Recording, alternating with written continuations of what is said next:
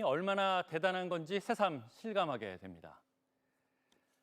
자, 지난달 이른바 서학개미들, 해외 주식을 사는 국내 개인 투자자들이 가장 많이 산 해외 주식 뭘까요? 자, 테슬라가 아니라 로블록스라는 미국 게임 회사 주식이라는데 메타버스 대장주라고 합니다. 그러면 또 이 메타버스는 뭘까요? 오늘 플러스나우에서 살펴보겠습니다. 플러스나우 지금 시작합니다.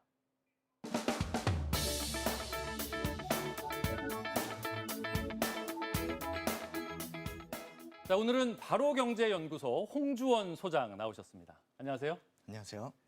자, 로블록스, 이름도 생소한 게임 업체인데 테슬라보다 주목받았다고? 라고 생각하시는 분들도 많을 것 같아요. 먼저 메타버스가 어떤 개념인지부터 설명해 주시죠. 네, 메타버스는 이제 가상과 초월을 뜻하는 메타와 우주와 세계, 즉 현실을 뜻하는 유니버스의 합성어라고 할 수가 있겠습니다. 네.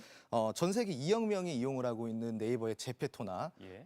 이제 미국의 올 1분기에만 7천억 가량의 매출을 올린 로블록스사가 대표적인 메타버스 사례들이다라고 예. 이제 할 수가 있겠는데요. 예. 로블록스 같은 경우는 미국 16세 미만 어린이의 55%가 가입해 있을 만큼 아주 거대한 플랫폼이 되기도 했습니다. 과반이 가입해 있군요.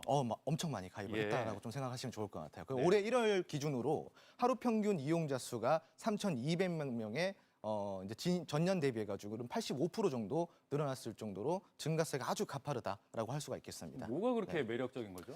아무래도 비록 가상의 공간이지만 네. 현실과의 괴리감이 아주 적다라는 것이 특징입니다. 예. 메타버스 안에서는 나를 대신한 아바타가 다른 사람과 대화도 하고요. 네. 그리고 강아지도 산책시키고 놀이공원에 놀러를 가기도 하는 등 네. 할 수 있는 활동에 아주 다양하다라고 할 수가 있겠습니다. 예. 특히 옷과 가방 같은 물건도 현실처럼 살 수 있는데 네. 이게 실제로 경쟁으로까지 이어지고 있는 상황이고요. 예. 실제 최근 한 메타버스 게임을 예를 들자면 명품 브랜드 구찌가 만든 가상의 가방이 465만 원에 거래가 된 것이 대표적 사례다라고 아하. 할 수가 있겠습니다. 네.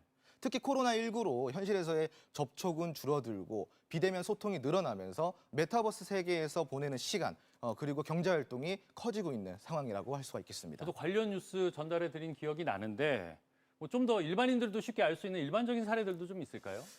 신차 발표회 정도면은 보편적 사례가 될까요? 신차 발표예요. 네. 예. 최근에 이제 현대자동차가 소나타 N9 출시 행사를 메타버스로 진행을 했는데요. 네. 일반인들이 아바타로 차량을 타보기도 하고 내부를 좀 자세히 살펴볼 수 있도록 좀 조치를 했다라는 것이 아주 특징적이었습니다. 네. 부동산 분야에서는 이제 대형 플랫폼인 직방 같은 경우 최근 270여 명이 근무를 하던 강남 본사를 아예 메타버스로 대체를 하면서 사무실 출근을 전면 폐지하고 이제 원격 근무를 시행하고 있는 상황이고요. 예, 예.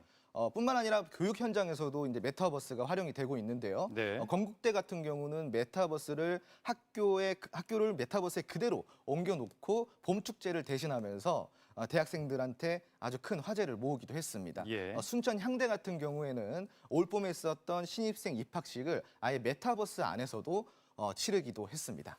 가만히 보니까요, 한편으로는 좀 더 이제 사실감 있고 입체적이긴 한데 이런 그 가상 공간에서 가상 인물들이 활동하는 이런 비슷한 서비스는 한 10여 년 전에도 있다가 없어진 적이 있지 않습니까? 어떤 게 달라진 건가요? 네, 맞습니다. 과거에 이제 흔히 싸이월드 서비스와 비교를 많이들 하시는데 네. 당시에도 미님이라는 캐릭터가 있었지만 사실 굉장히 제한적이고 그리고 한정적인 활동밖에 할 수 없었다라는 단점이 있고요. 하지만 지금의 메타버스에서는 실제 사용자의 사진을 사용할 수도 있고 아까 설명한 것처럼 이제 다양한 복장을 사거나 예. 문신이나 염색도 할 수 있어서 사실감이 비교할 수 없을 정도라고 생각하시면 좋을 것 같습니다.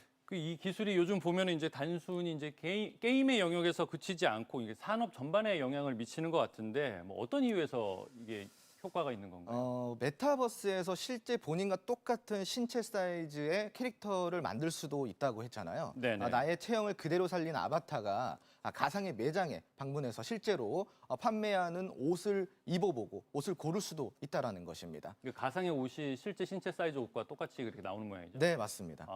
판매자 같은 경우는 매장 운영비에 인건비가 줄어들고요. 네. 소비자 같은 경우는 직접 방문하고 착장해보는 어떠한 번거로움들을 덜 수 있다는 게 큰 장점이겠습니다. 예. 이미 마케팅 분야에서는 기존에 이제 5개 광고라고 하죠. 예. 지하철 광고, 버스 광고 이런 광고 서비스를 메타버스에서 대신하는 서비스가 지금 나와 있다고 합니다. 기업에서도 마찬가지로 이제 가상의 사무실 공간에서 회의하고 업무를 보는 상황을 좀 이제 지금 시험대에 올려놨다 정도로 생각하시면 좋을 것 같습니다. 예, 말씀 들어보면 이제 코로나19 시대에 이 메타버스가 가상과 현실을 연결하는 의료 영역에서도 또 다른 대안 기술로 주목받고 있다는데요. 이건 영상으로 보시죠. 한 대학병원의 수술실입니다. 360도 회전하는 특수 카메라로 환부를 수술하는 모습은 물론 환자의 상태와 수술실 상황이 실시간으로 전달되고 있는데 이를 지켜보는 이는 게임 속 캐릭터 같은 아바타들입니다.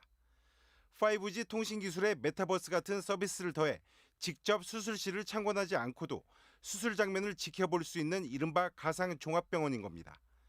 이 같은 현실과 가상을 넘나드는 원격 진료, 온라인 치료가 IT 기술 발전과 함께 실험 무대를 넓혀가고 있습니다. 영국에서 8년째 유학 중인 이 학생은 최근 수면장애 치료가 필요했지만 코로나19로 병원 방문이 어렵게 되자 한국 온라인 병원에 원격 진료를 신청했습니다.